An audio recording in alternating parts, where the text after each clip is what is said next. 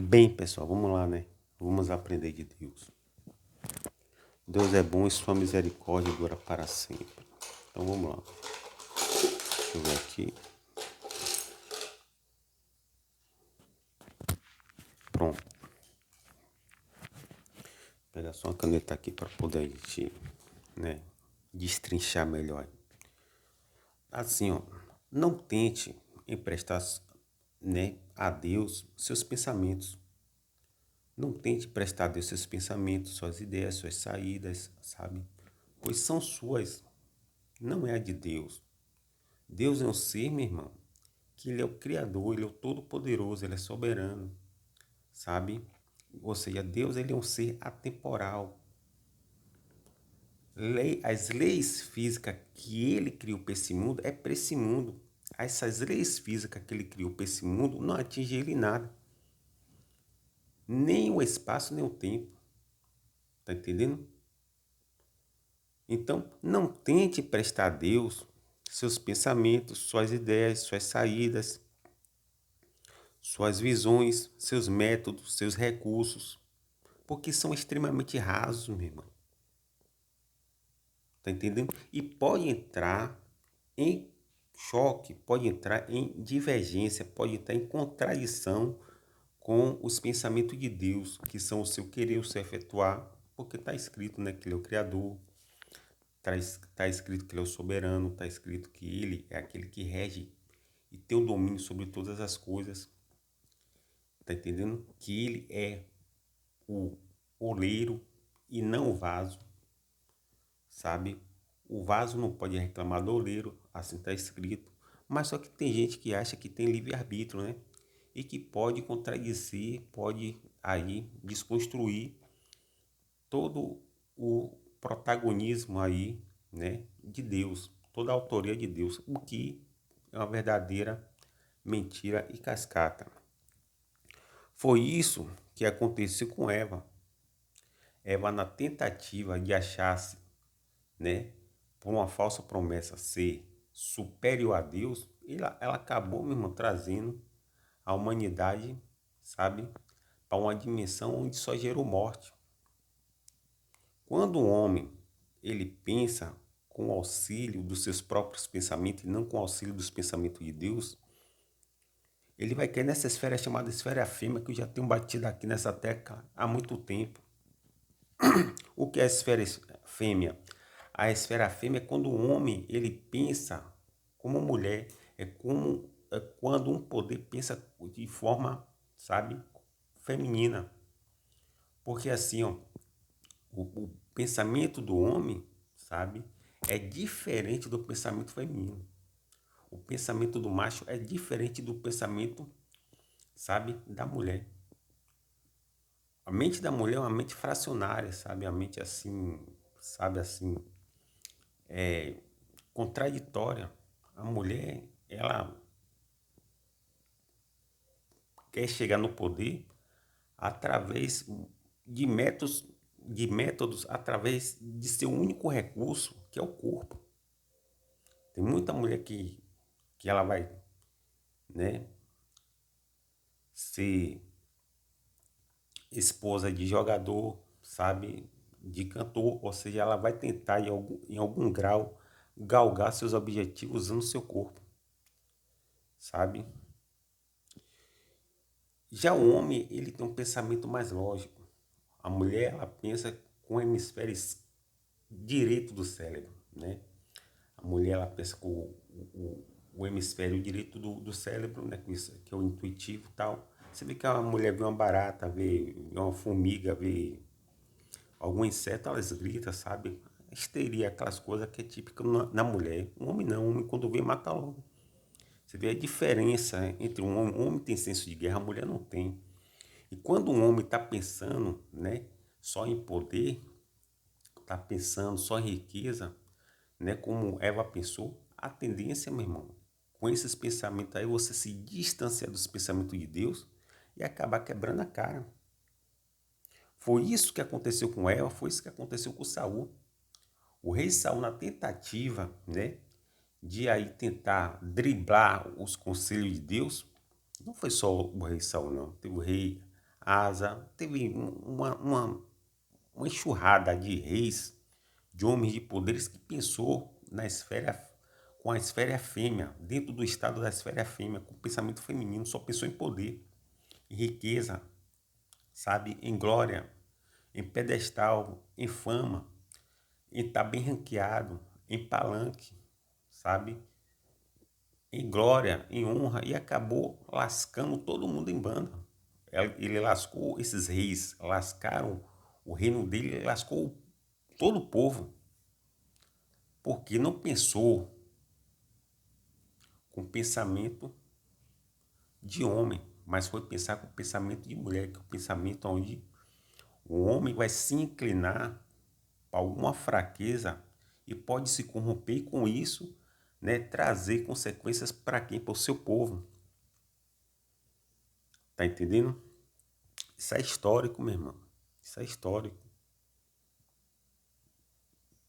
Então, nunca pense com pensamento fêmeo, com pensamento da esfera feminina.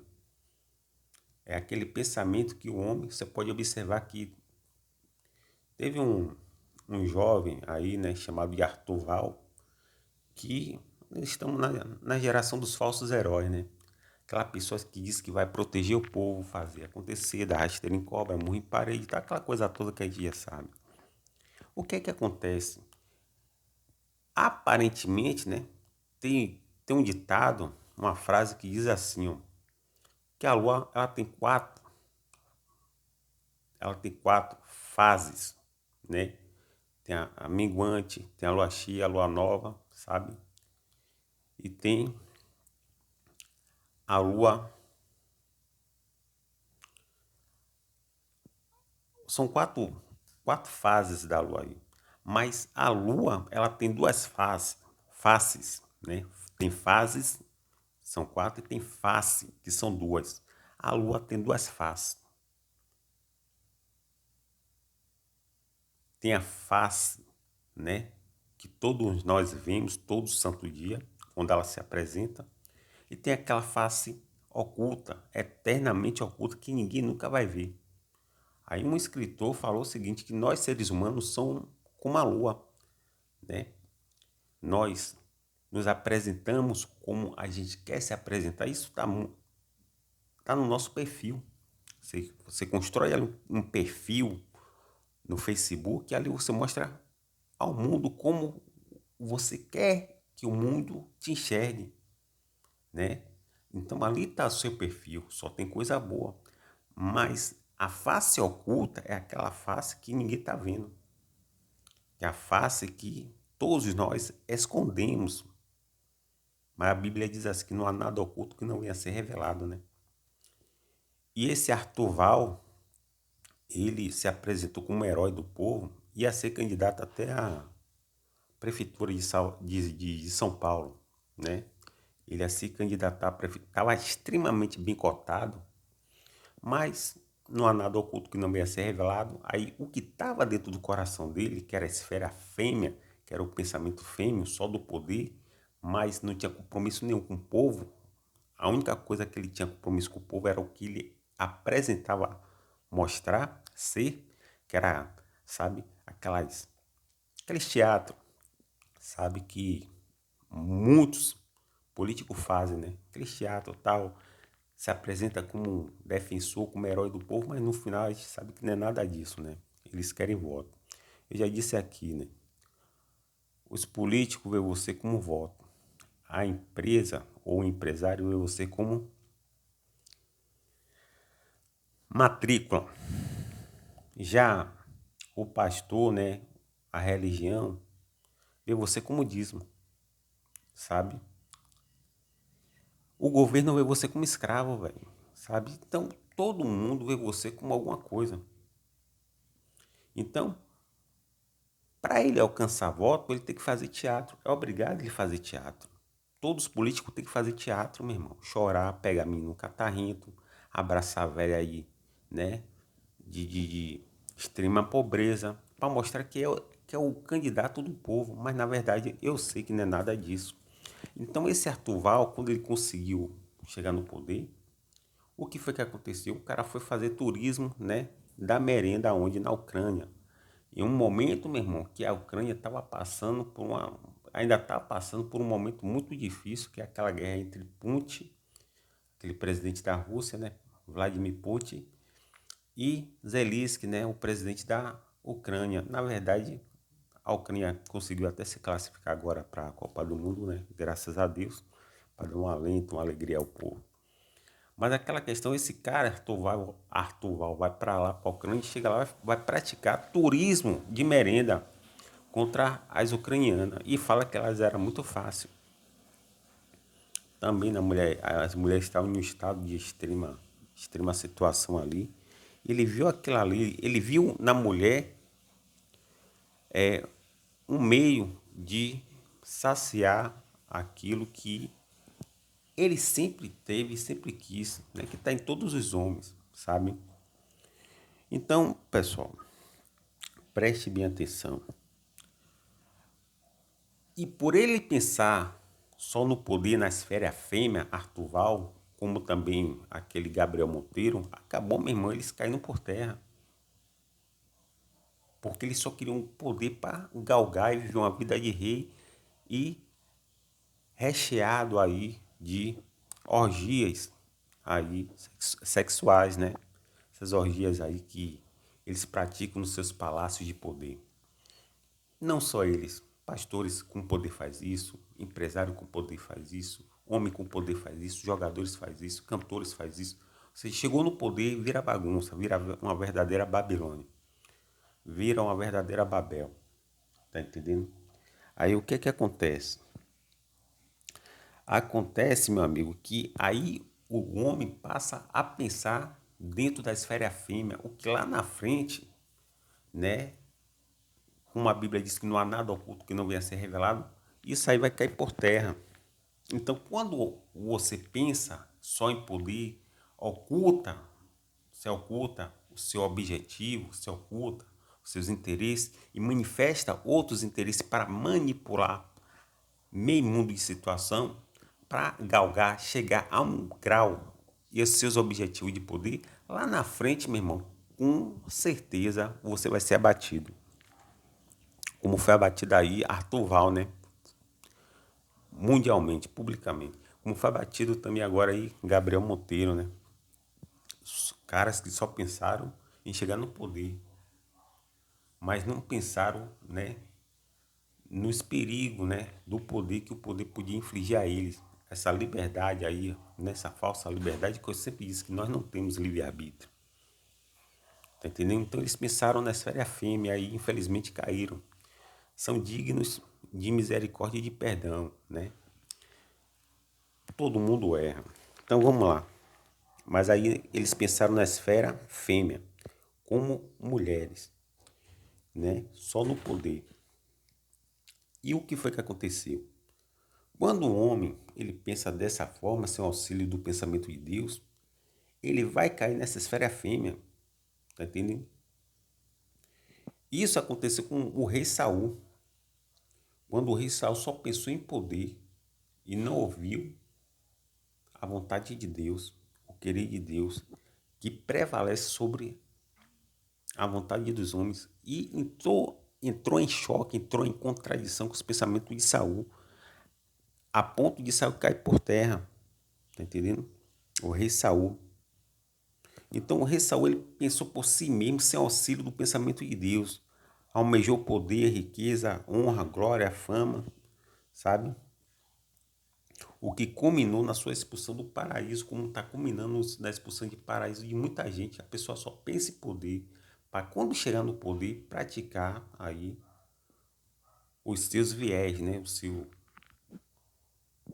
A sua verdadeira face, aquela face da lua que eu falei, né? Quando a pessoa chega ali no poder, ela agora vai mostrar o outro lado da moeda, como Hitler fez. Hitler se apresentou como um cara muito legal, mas depois mostrou que ele era um verdadeiro demônio, né? O que ele queria era exterminar os judeus da face da terra. Então a Bíblia diz assim: os meus pensamentos não são os vossos pensamentos. Aí, o que é que acontece? que todo ser humano, meu irmão, tem sua saída. Todo ser humano tem seus recursos, tem seus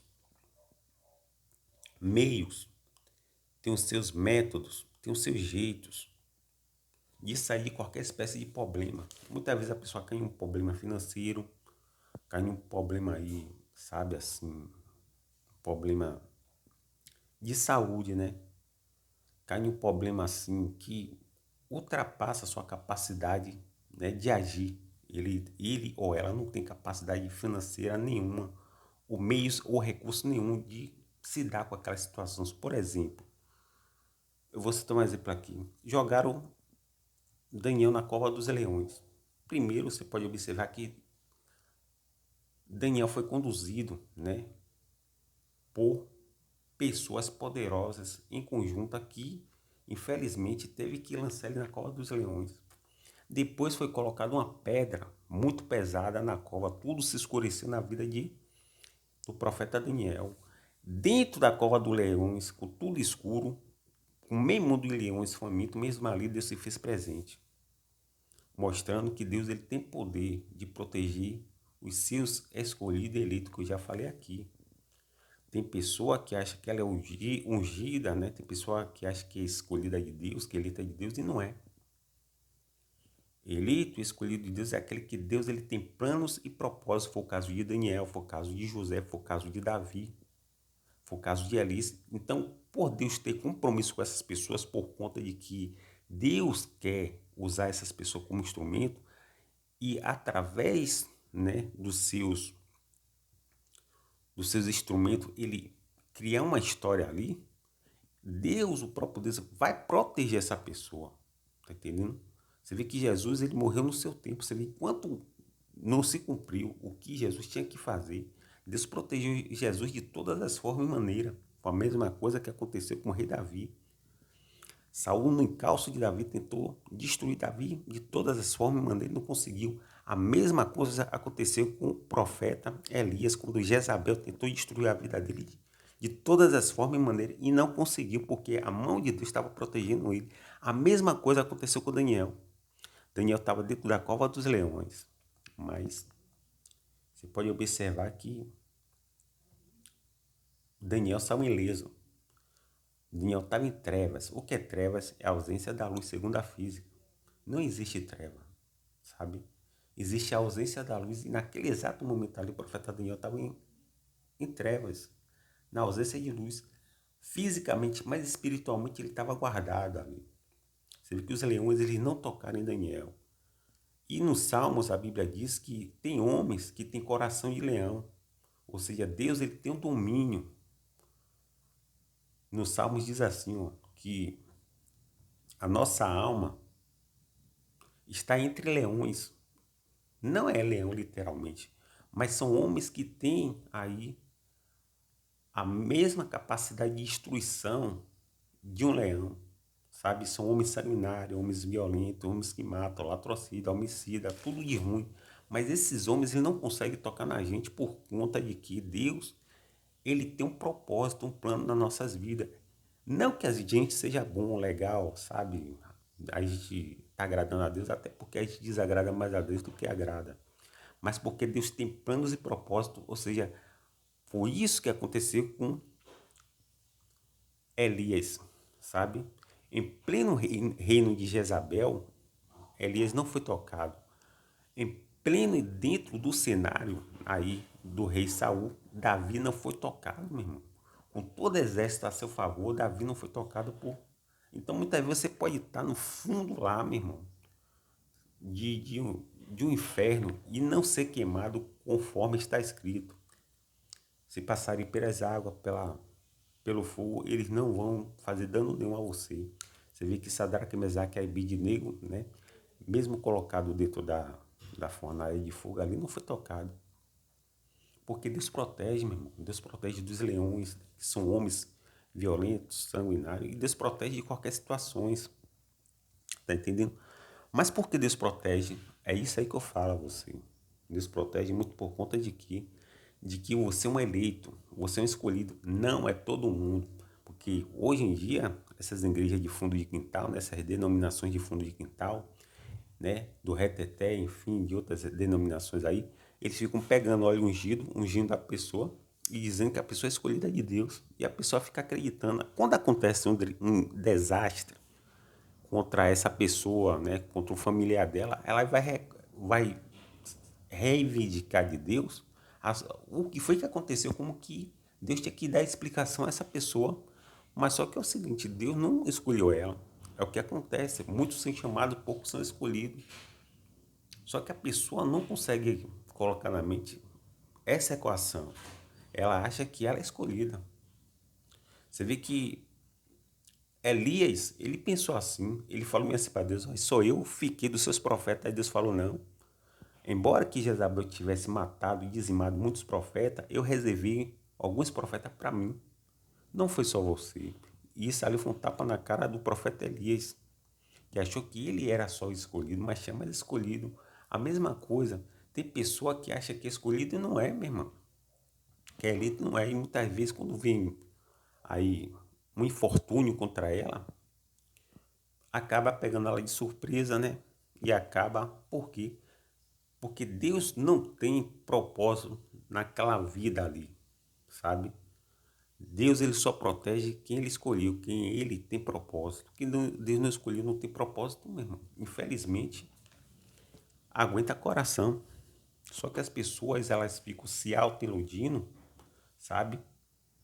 E aí, quando as coisas não andam certo, não trilham, né, da forma e maneira do caminho que ela quer que trilhe, ela começa a acusar Deus, né? Acusar A, acusar B, mas ela nunca acusa ela mesma, ou seja, ela não produz uma consciência de que ela, de alguma maneira, de alguma forma, cometeu esse erro, tá entendendo? De não entender o que é um escolhido, um eleito. Escolhido e eleito é aquele que Deus protege com fins de missão.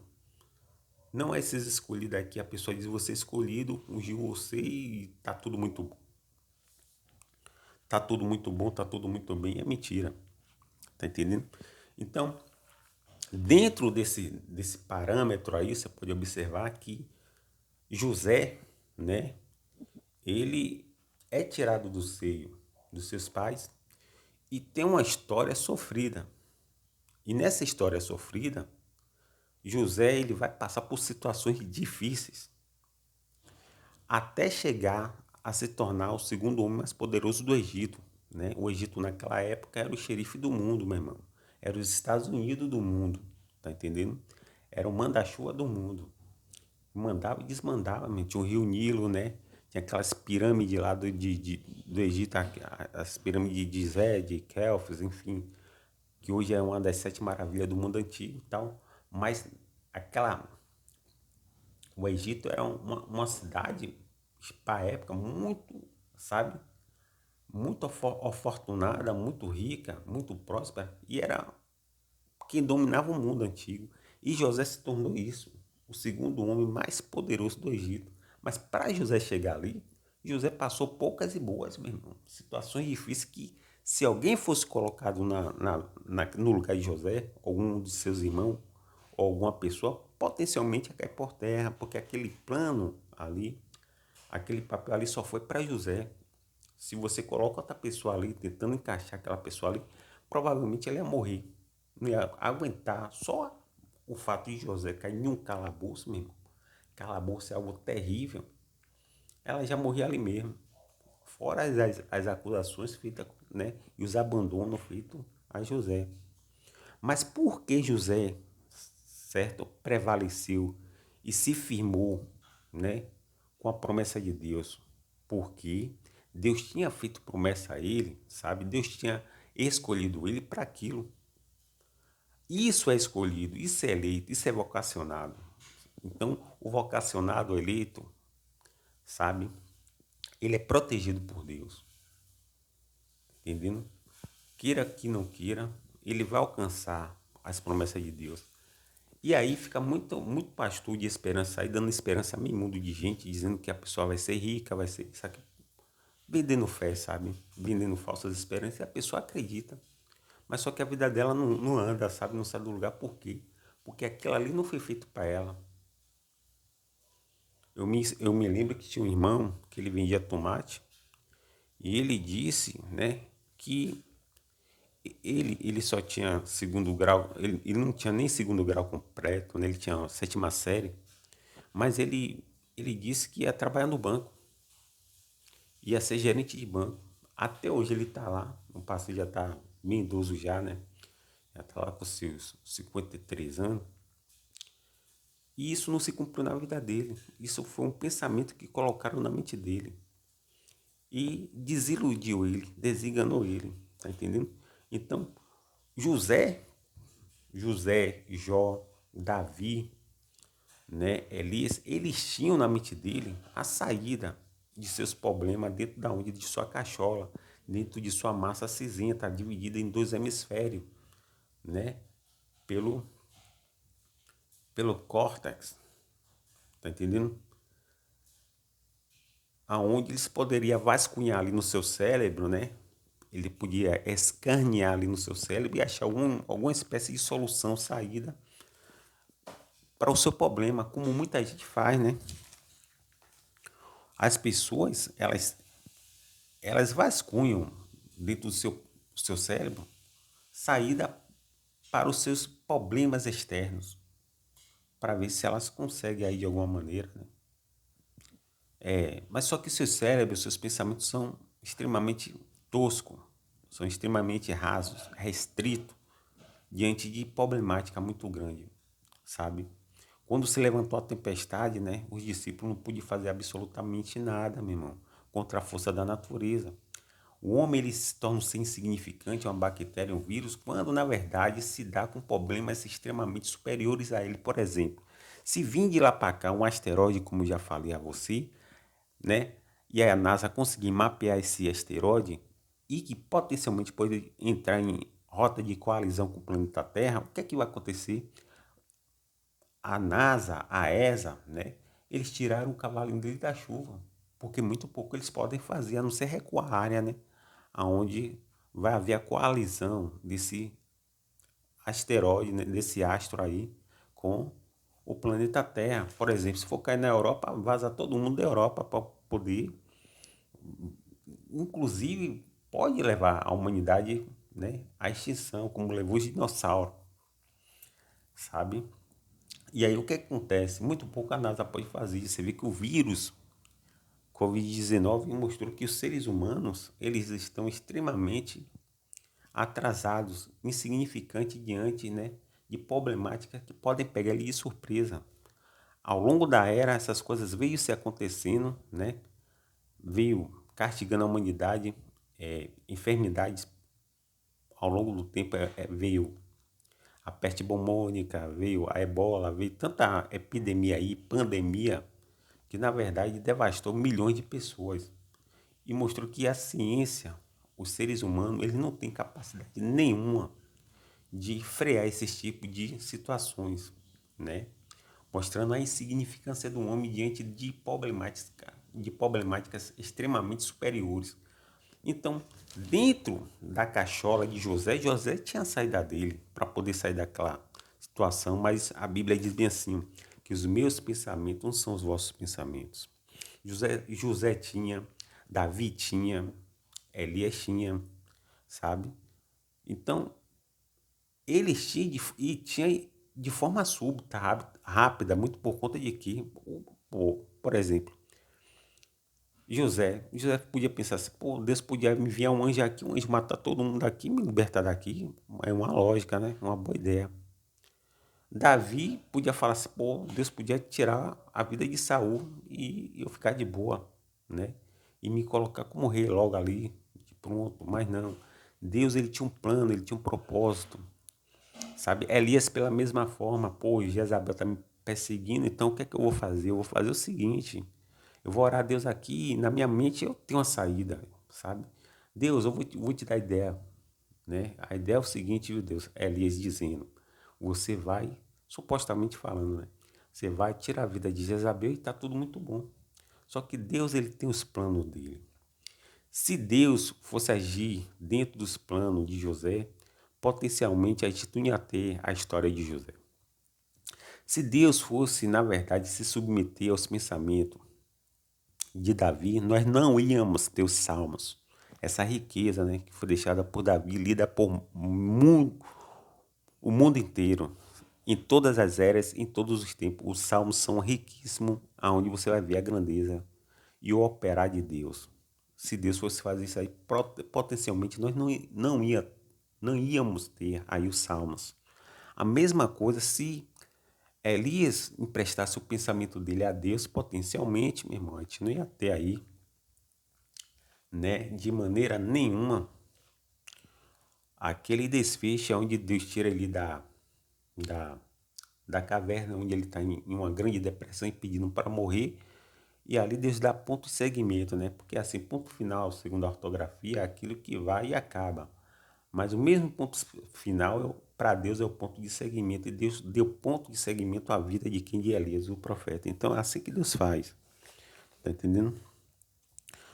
Os meus pensamentos não são vossos pensamentos. Isso aí está escrito nos Salmos 50, do 8 ao 10. Versículo 9. Porque assim como os céus são mais altos do que a terra, né?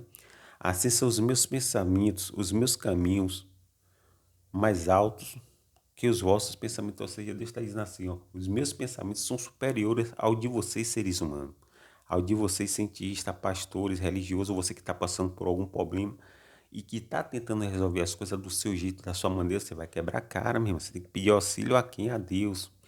Muito por conta de que Deus, ele tem a equação dele que vai sim ser incorporada na sua existência, e isso vai entrar em contradição, em choque. E quando isso entrar em contradição, em choque com foi o que aconteceu com Jonas. Deus tinha um pensamento dele e quis levar Jonas para Nínive, capital da Síria. Só que Jonas, o profeta, ele não queria. Ele foi para Tarsis, e aí Deus foi e reconduziu ele, remanejou ele, sabe? Manobrou ele para Nínive de novo, mostrando que Deus é soberano. Mas Jonas teve a saída dele, né? Saída para a esquerda, meu irmão. O que não deu certo, né? Então, Deus, ele tem os pensamentos dele, você tem o seu, sabe? Mas se Deus for permitir pegar os seus pensamentos emprestados, sua história vai ficar extremamente errada. Seu testemunho vai ficar extremamente, meu irmão, restrito, sabe? E pobre. Então, teve um mandarim chamado de Confúcio, que ele diz bem assim, o caminho só se faz ao caminhar, né? Mas foi Salomão que disse o seguinte, que o homem faz plano, né? Mas a resposta ele vem da onde? Vem de Deus. Ou seja, a gente faz plano, mas a resposta vem de Deus, porque só Deus pode dar a resposta para todas as coisas. Jesus disse bem assim, sem mim nada podeis fazer. Então não adianta a gente tentar resolver as coisas do nosso jeito, da nossa maneira, e depois quebrar a cara, meu amigo, minha amiga. Veja que o mecanismo, a matemática, a equação de Deus é sempre melhor e superior e que vai prevalecer sobre a equação, sabe? E as respostas humanas. Veja o caso de Jó, né? Jó, ele tinha na mente dele, tinha saída dele, sabe? Mas prevaleceu o quê? O querer de Deus. Jó disse, Deus me deu, Deus tomou, bendito seja o nome do Senhor. Mas naquela extrema ali, Jó tinha saída dele na mente dele. Mas ele estava na mente dele. Mas não era isso que estava na mente de Deus. Porque o pensamento de Deus era construir a história de Jó para deixar um legado para a gente. Sabe? Você vê que Nabucodonosor, quando saiu na sacada aí de Babilônia, né? Que foi um grande império, né? O primeiro império aí gigante. Nirodes, ele construiu Babilônia, né? Mas foi Nabucodonosor que deu esplendor. Babilônia era um centro cultural, religioso, sabe? Um entrocamento ali de comércios muito forte, né? A nível político muito poderoso para a sua época, sabe? E tinha um jardim suspenso que é tido como uma das sete maravilhas do mundo antigo. Mas ao sair na sacada, Nabucodonosor falou assim, ó, eis a Babilônia que eu fiz, né? Como que ele fosse realmente o Bambambam, o Todo-Poderoso. E aí Deus falou assim, ó, você vai sofrer de é de uma doença chamada de aquela doença que a pessoa acha que é um animal, sabe? Hipocondria, sabe? Hipocondria é aquela doença que a pessoa acha que é um animal. E aí ele realmente, conforme Deus falou, ele foi e estava comendo ali pasto como gado. Sabe? Ficou 7 anos ali comendo, muito por conta de que ele tinha que entender que Deus é que dá ao homem, sabe, posição política e posição física. Se você é jogador, cantor, político, rei, imperador, ditador, se só é porque Deus quis que você fosse. Se Deus não quisesse, não ia ser absolutamente nada. Só que esse reconhecimento aí, Nabucodonosor, na sua soberba, não reconheceu e Deus foi e o abateu. Até que ele voltou, né, e reconheceu que Deus, né, tinha o poder de domínio sobre os reinos dos homens. Ele sofreu de hipocondria, que é aquela doença que a pessoa acha que é um animal, mas Deus restaurou a sanidade mental dele, mostrando que Deus é que manda, sabe? Então, todos, sabe, em algum grau, vai sofrer com o choque do querer da vontade de Deus.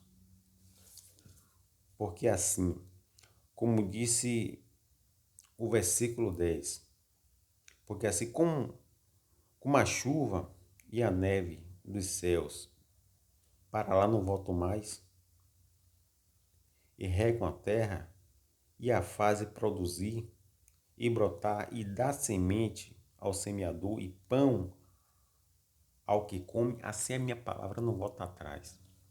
Tá entendendo?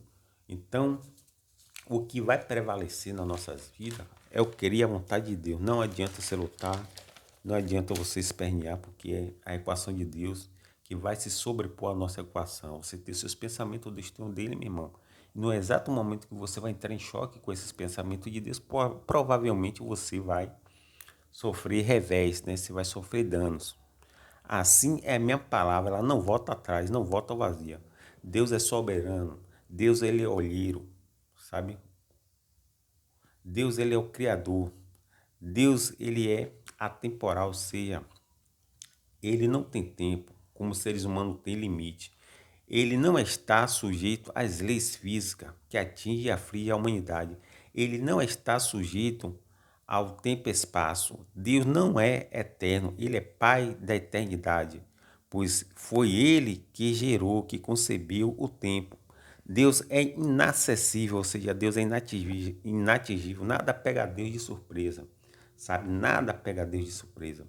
O antropomorfismo, junto com o antropopatismo, eles tentam atribuir a Deus aí sentimentos e natureza humana mesmo, sabe? Porém, Deus está acima disso, sabe? Deus não se esquece de absolutamente nada mesmo. E nada pode pegar Deus de surpresa, sabe? Ele sabe de tudo e de todas as coisas. Ele é o condutor da história e do veículo da humanidade. Ele tem a chave, o domínio e o governo de todas as coisas. Então, nada pode atingir Deus. Então, os pensamentos de Deus são superiores ao nosso. Jesus falou assim, sem mim nada podes fazer. Tá entendendo? Então, nós temos que entender que os pensamentos de Deus, muitas vezes, vai criar uma história na gente, como criou a história de Jó, como criou a história de José e de Davi, para deixar legado, né? Porque é isso que você, muitas vezes, está aqui na Terra, como instrumento, para poder Deus nos utilizar como Ele quer, e não como eu e você quer. Porque tem uma passagem na Bíblia que diz bem assim que o vaso não pode reclamar do olheiro, e o olheiro é que manda no vaso e molda o vaso como ele quer. E tem muita gente aí, meu irmão, reclamando de Deus. Porque as pessoas estão tão encegueiradas que só quer poder. Aí fica entrando nessa esfera fêmea e reclamando e muitas vezes virando até ateu. Você vê que Jesus, em momento nenhum, Jesus se silenciou, meu irmão, e falou, seja feita a tua vontade, ó Pai. E ele foi submisso até a morte, morte de cruz, mas foi honrado pelo próprio Pai. E Deus lhe deu um nome que está acima de todos os nomes, que se nomeia sobre a face da terra. Nenhum nome conseguiu dividir a história da humanidade em duas partes, em duas páginas. Só o de Jesus, antes e depois dele. Não só isso, o próprio nome de Jesus é superior, pasmem, ao nome do profeta Muhammad, do Islã, dos muçulmanos, dentro do próprio Alcorão. Durma com um barulho desse. E foi o próprio Muhammad que disse que Jesus era a honra dele. Você vê que Jesus é superior a todo a essa gama aí,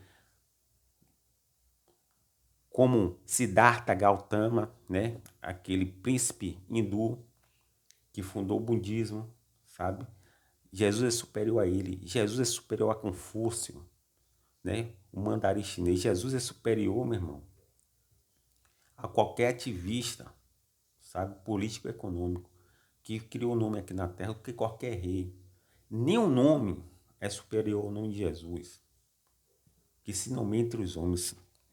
Então, veja que Deus honrou o filho dele e Deus quer honrar em você, né? Agora a gente tem que entender o seguinte, que as coisas não é como eu e você quer, nós temos nossa saída na mente, mas Deus tem os pensamentos dele que vai prevalecer e vai conduzir nossa história para deixar o legado, né?